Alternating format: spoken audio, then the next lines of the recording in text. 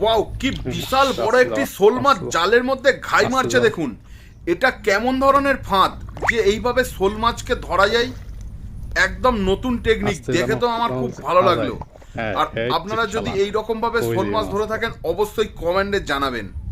দেখুন ভাইটি গেছে, শোল মাছটাকে আপাতত ধরার চেষ্টা করছে, কিন্তু লাস্ট পর্যন্ত পালিয়ে যাবে না তো?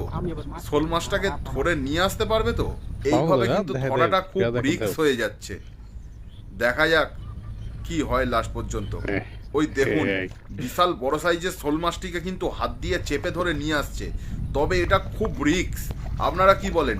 একবার মাছটা কিন্তু ছটকা মারলেই জলের মধ্যে চলে যেতে পারে।